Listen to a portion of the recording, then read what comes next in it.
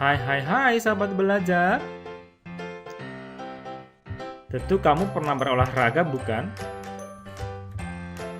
Nah, ketika kamu berolahraga, maka kamu pasti berkeringat. Nah, kira-kira untuk apakah kita berkeringat? Organ apakah yang menghasilkan keringat tersebut? Nah, dalam video ini kita akan mempelajarinya pada sistem ekskresi pada manusia, tepatnya mengenai organ-organ penyusun sistem ekskresi pada manusia. Nah, sahabat belajar, jangan lupa untuk klik tombol subscribe agar kamu tidak ketinggalan pada video-video belajar berikutnya. Nah, sahabat belajar, bagian pertama yang akan kita pelajari adalah definisi daripada ekskresi. Apa itu ekskresi? Ekskresi dapat kita artikan sebagai proses pengeluaran zat-zat sisa dari dalam tubuh yang bersifat racun. Zat sisa ini berasal dari proses metabolisme tubuh.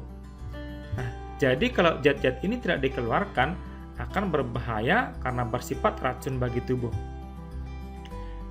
Zat-zat ini akan dikeluarkan oleh organ-organ sistem ekskresi pada manusia.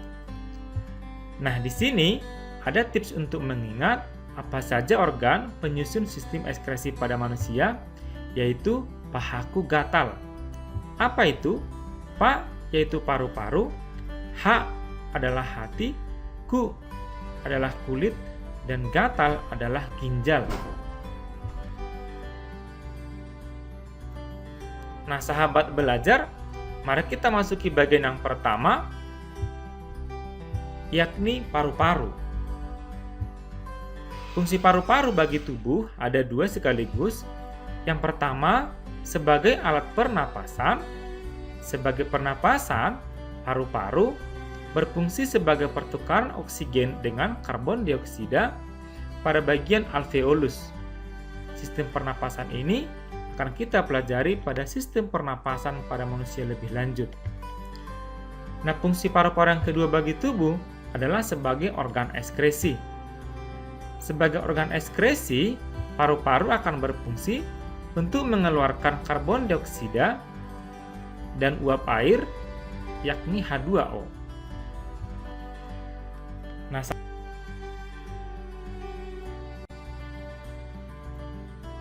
belajar, sedangkan organ yang kedua yang akan kita pelajari adalah hati. Nah, fungsi hati sebagai organ ekskresi yang pertama adalah sebagai untuk menguraikan amonia, yakni sisa-sisa metabolisme asam amino menjadi urea. Urea ini nanti akan dikeluarkan bersamaan dengan pengeluaran urin dari dalam tubuh. Fungsi yang kedua adalah untuk merombak eritrosit yang sudah tua menjadi zat warna empedu. Sahabat belajar perlu tahu bahwa zat warna empedu ini nantinya ada dua jenis, yakni urobilin dan juga sterobilin. Urobilin ini sendiri akan memberikan zat warna pada urin, sedangkan sterobilin ini sendiri akan memberikan zat warna pada feses kita.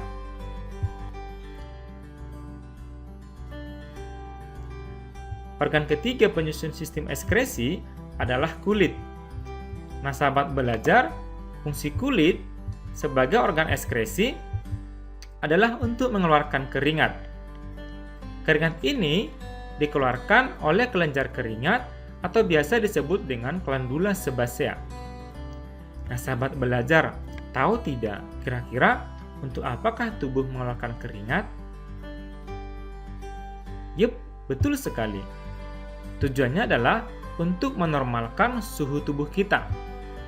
Nah, jadi ketika kita beraktivitas, suhu tubuh kita naik, maka tubuh akan melakukan proses pengeluaran keringat sehingga tubuh kita normal kembali. Nah, sahabat belajar, proses pengeluaran keringat ini dipengaruhi oleh beberapa faktor. Yang pertama adalah cuaca, aktivitas, makanan, dan juga jenis minuman yang kita minum.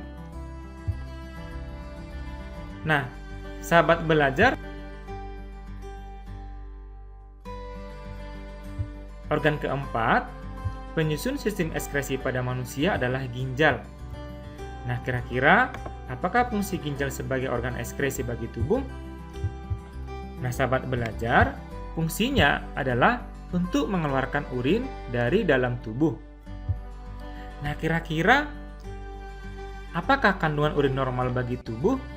Mari kita lihat. Urin normal pada manusia terdiri dari 95% air, sisanya zat terlarut bisa berupa urea, asam urat, amonia, garam, dan juga zat warna empedu. Urin juga bisa terdiri dari zat-zat berlebih dalam darah seperti obat-obatan, vitamin B, vitamin C, dan juga hormon. Nah, sahabat belajar, sekarang kamu sudah tahu kan apa saja organ-organ penyusun sistem ekskresi pada manusia dan juga zat-zat yang dihasilkan oleh setiap organ tersebut. Pada video berikutnya nanti, kita akan mempelajari tentang proses pembentukan urin oleh ginjal dan perombakan eritrosit oleh hati. Nah, sahabat belajar, kamu perlu tahu juga bahwa selain organ ekskresi, hati memiliki fungsi lain bagi tubuh. Nah, sekarang coba kamu sebutkan fungsi hati selain sebagai organ ekskresi bagi tubuh. Jawabanmu bisa kamu tuliskan di kolom komentar ya, agar sahabat belajar yang lain dapat melihat dan juga kamu saling memberikan tanggapan. Nah, sahabat belajar, demikian video belajar ini. Semoga dengan adanya video belajar ini, kamu semakin memahami organ penyusun sistem ekskresi pada manusia. Agar channel ini dapat berkembang dan juga kamu mendapatkan video belajar berikutnya, jangan lupa untuk subscribe dan juga nyalakan tombol loncengnya agar kamu mendapatkan video belajar berikutnya. Sampai berjumpa di video belajar berikutnya ya. Salam sahabat belajar.